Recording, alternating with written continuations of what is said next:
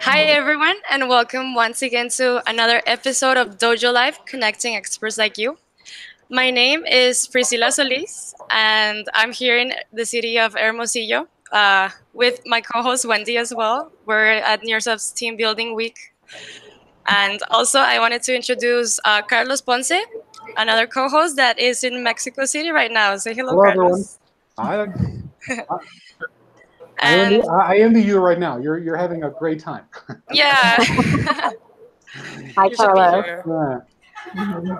And today is a very special day because we have Julia Hawkins with us. To introduce her, well, Julia majored in public policy at Duke University, where she chaired the major attractions and Joe College Day committees, bringing talented musicians and speakers to campus. All her life, she has felt equally a creative type as a quantitative person.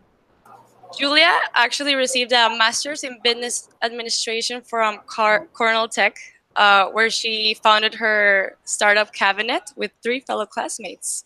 So, Julia, before we get into today's topic, why don't you tell us a bit about yourself and about cabinets?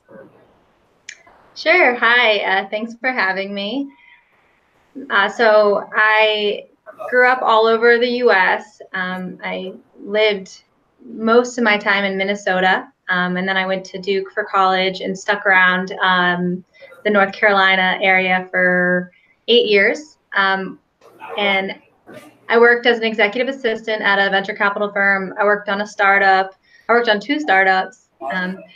And I, after that, went to business school at this new university called Cornell Tech on Roosevelt Island in Manhattan. So it just started 5 years ago, and it was really tech focused, something I've always been interested in, and who isn't right now. So I decided to try and go get an MBA there. Met my co-founder, Evan, who was in the engineering program at Cornell Tech, and we decided to spin out an idea that we had. Part of our curriculum was startup focused, so we had done a lot of user research, talked to over 60 admins, executive assistants, administrative assistants, and felt this pain point just around the chaos that is in an administrative professional's day.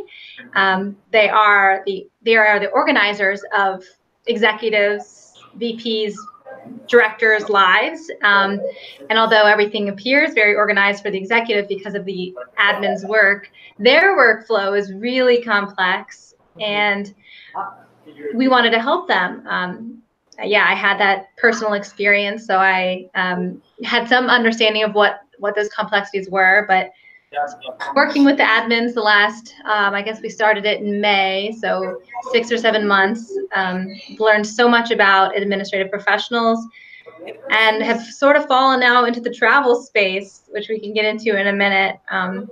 But what Cabinet is a website for administrative professionals across the world to come together to share knowledge, exchange travel tips, like, for example, if you're booking a trip to Chicago for your boss and you need to find a hotel that has a restaurant where you can rent the private dining room, this kind of information, admins are the best people to ask. And so to connect them to one another with a question and answer platform is what we do. But we have some, we're only 6 months old, so we've got a lot of ideas for how to build that out to improve the workflow of admins.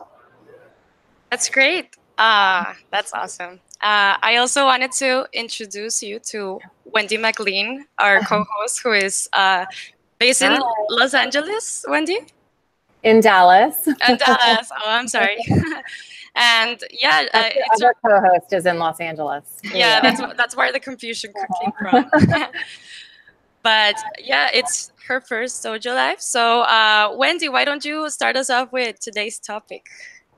Well, I've got a question for you around the topic. What you spoke about complexities. So what are some complexities that admins run into that we wouldn't think about as normal people booking travel?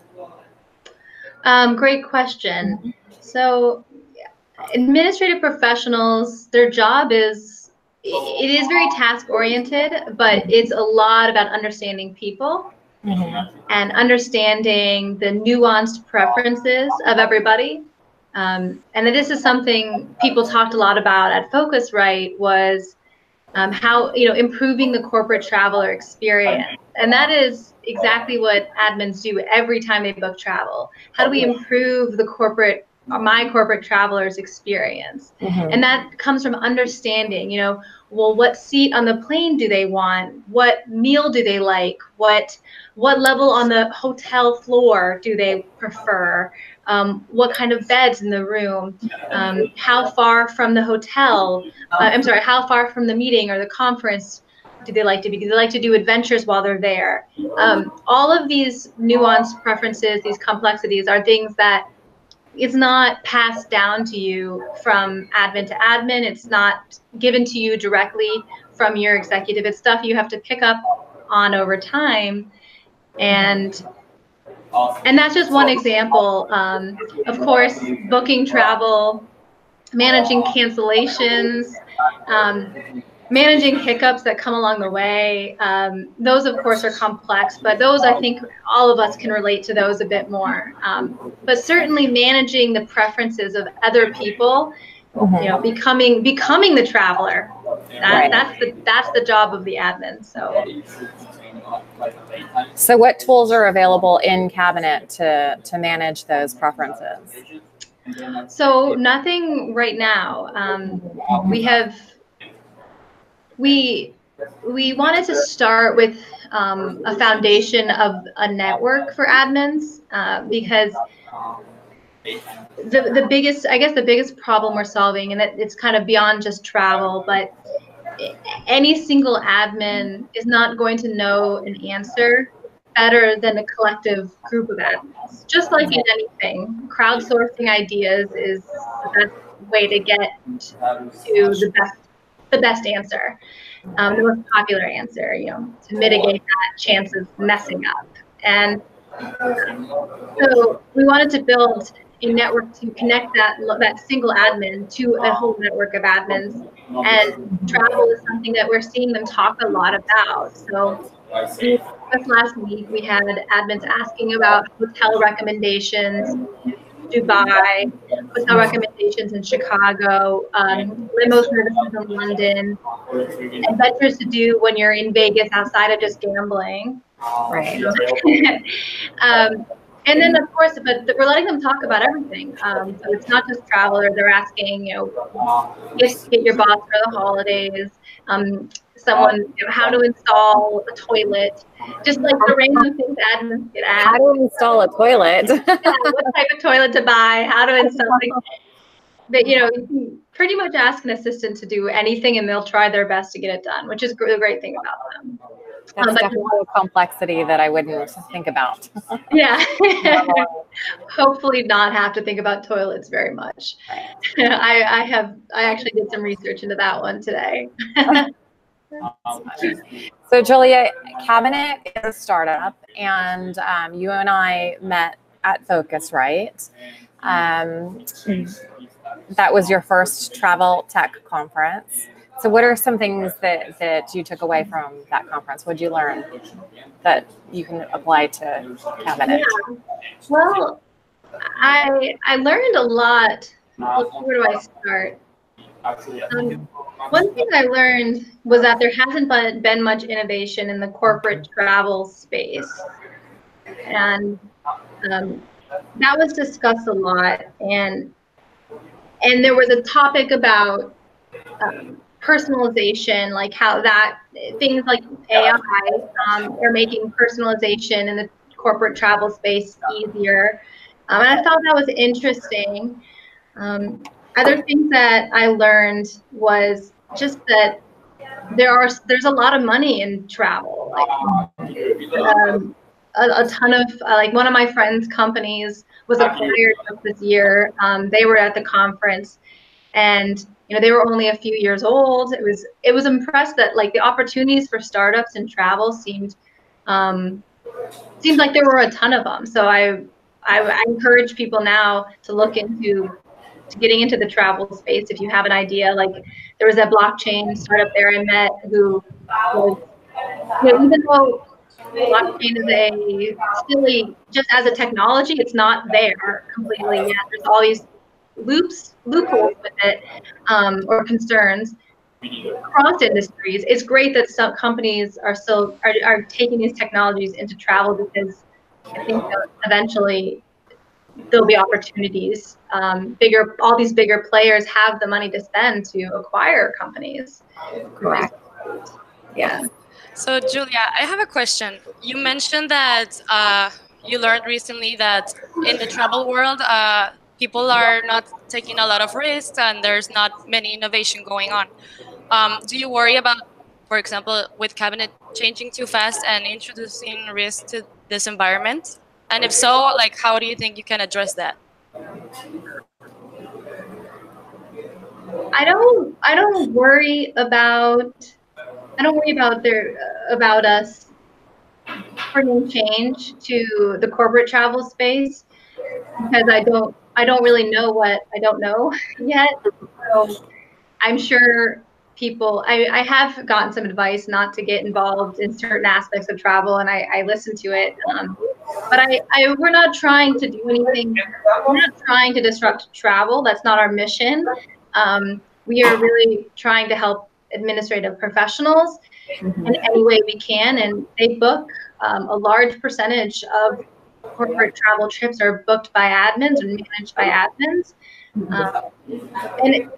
And there were innovations. I certainly saw innovations, but I hadn't seen, like, one thing I noticed is that I didn't hear the word executive assistant or administrative assistant at all during the conference.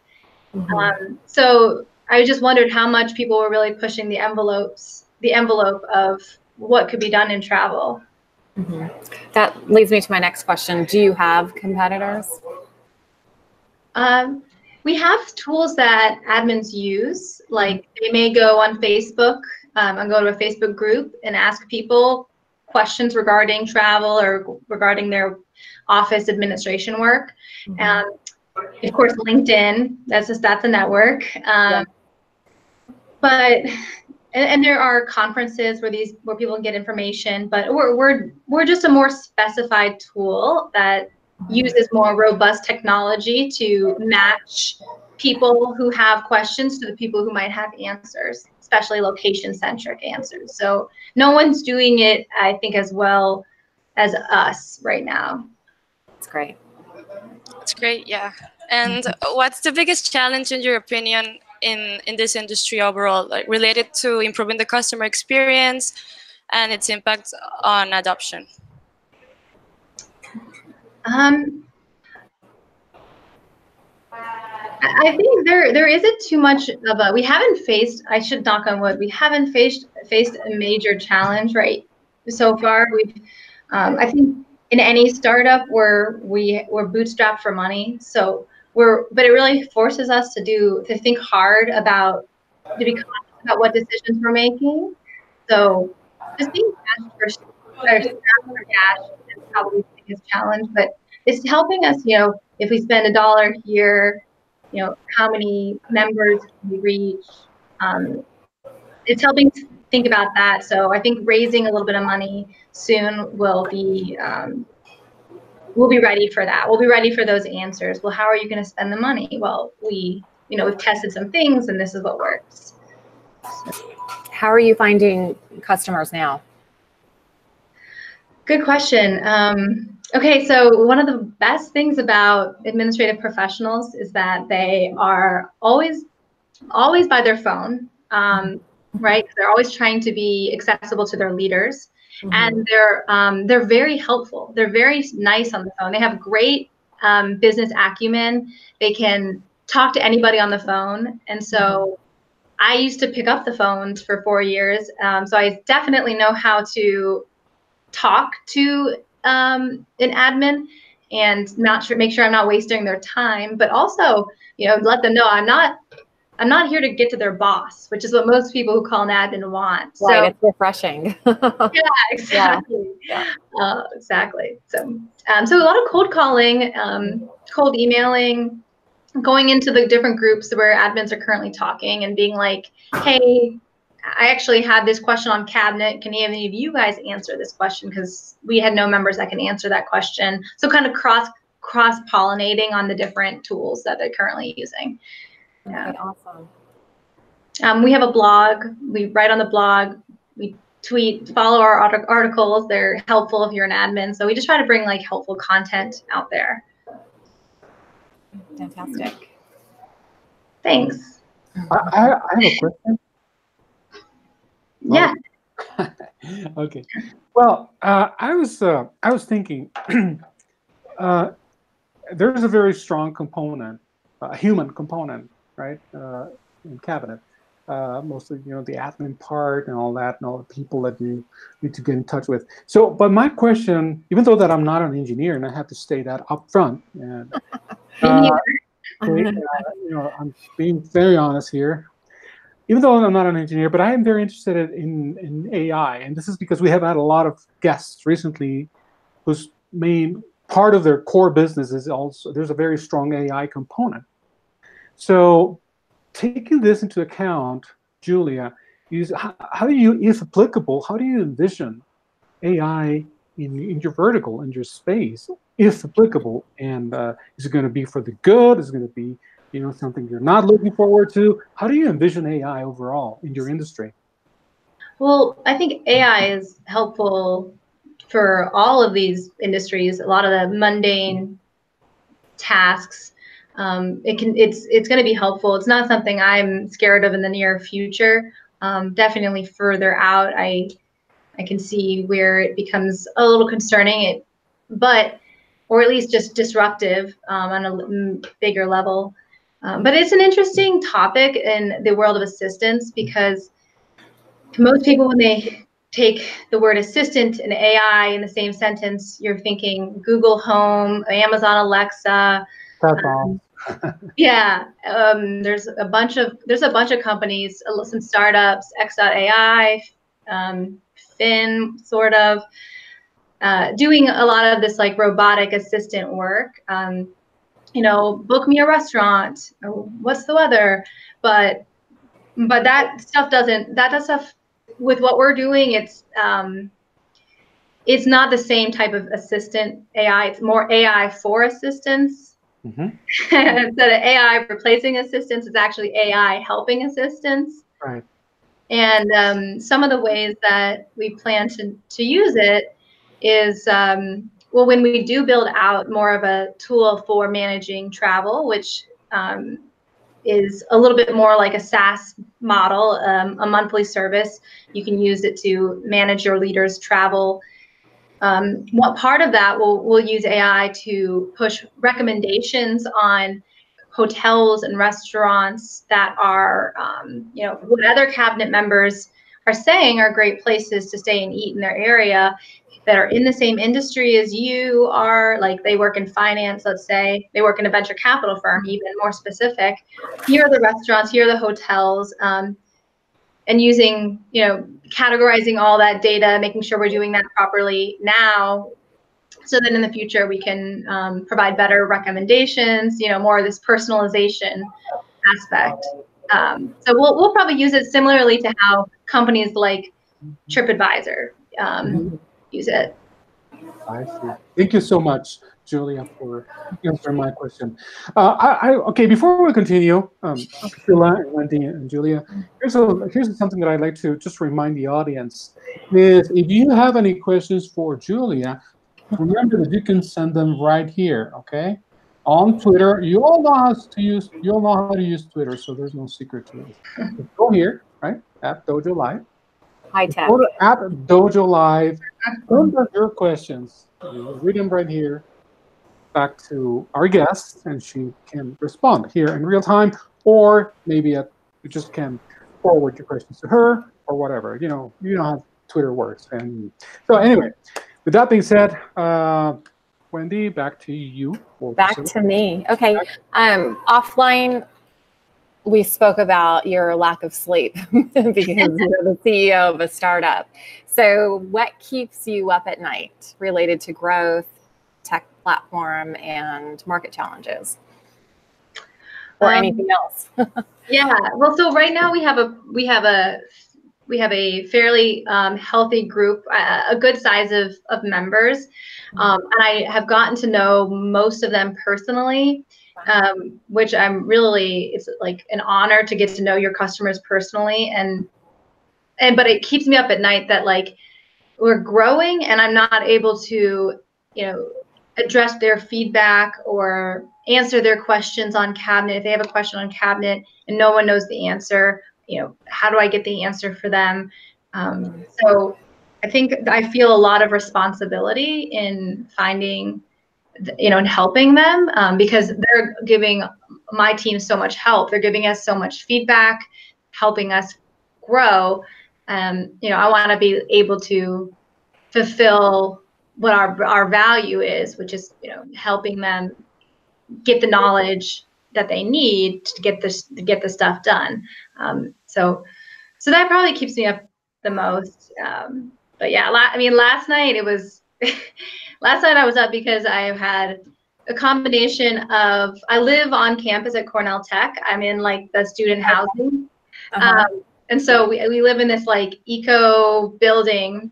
I think it's the only LEED certified building for residents in like the country or something.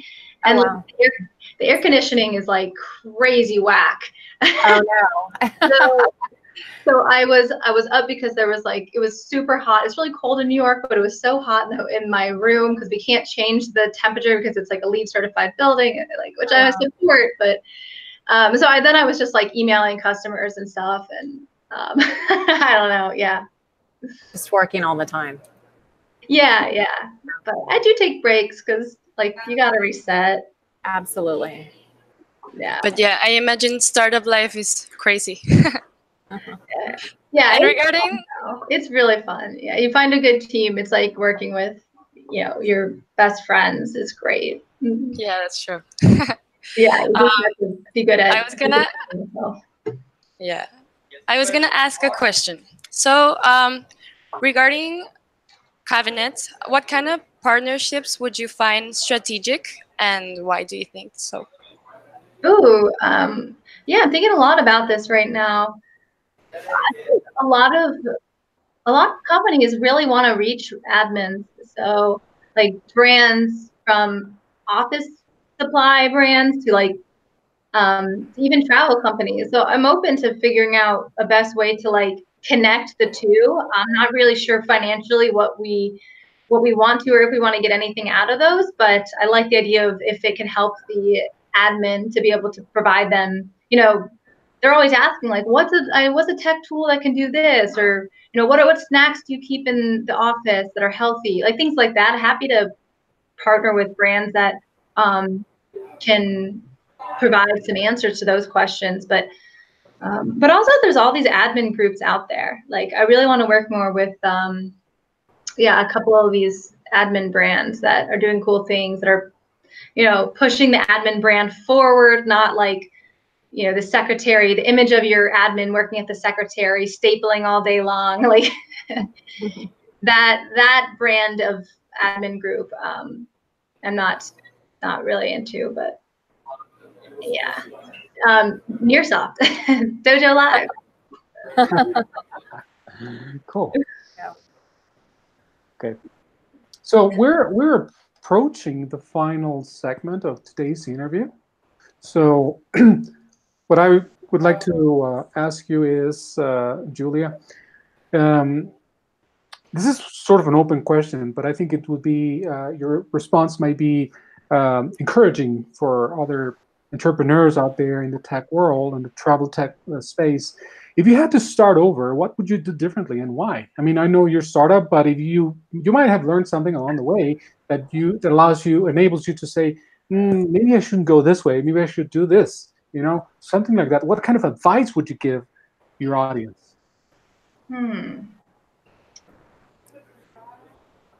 That's a good question. Or any words of wisdom you want to share with the audience? We're so new. We're only 6 months old that like we're still in the beginning. I know.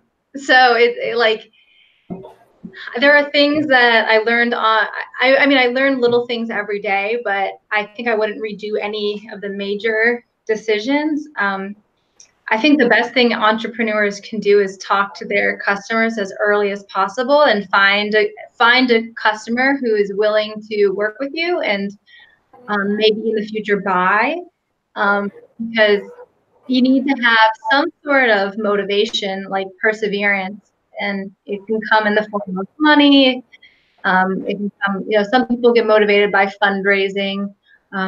I'm not really one of those people. I was an executive assistant for a venture capital firm, so I saw a lot of startups just take money and money and money and not spend it right. And so I feel kind of the opposite on taking people's money. But users, having customers is probably what motivates me the most. Making revenue, of course, if you can do that early on, do that. But like we thought about that. We thought about charging for it initially, but we decided not to because we wanted to be as accessible to as many admins as possible. And there's actually a lot of admins in the US. There's 10 million in the US, 250 million in the world, which is more than there are web developers. It's more than there are teachers. So we didn't feel like we wanted to get a good number of those on cabinet, and then we'll figure out what features, what tools we can build that we can charge for potentially to make a business. So I don't know. Working with customers is probably my answer, but if you can make money, do that. Do you have a timeline for the rollout of that subscription plan? Yeah, I think we're thinking in the by middle to end of next year, 2019, that should be available at least in a beta form. Okay. So, do you have people lining up that are your test users right now who are asking, hey, when can I start with the more advanced? Yeah. I was executive assistant today. That was one last week. So we're catering it towards those people who's, I've known assistant today. She was like in the middle of booking a trip. She books like a trip almost every day. She's managing some trip. So for some people like her, we're really It's great. Yeah, hopefully we'll keep the momentum going. Try to get it out there. Cool. So Priscilla, I think we're coming up on time, so I think we're ready to wrap up, right? Yeah, we're right at around 30. Well, the only thing left for me to do is, Julia, to send you a big, heartfelt warm thank you for having been with us. And I hope our audience also has taken advantage of today's conversation around the topic that you chose. So with that being said, that's all I have for now. So Priscilla, back to you. Yeah, so Julia, I just wanted to thank you a lot for your time. We really enjoyed talking to you in this episode. And thanks everyone for broadcasting to another episode of DojoLIVE, connecting experts like you. And see you next time.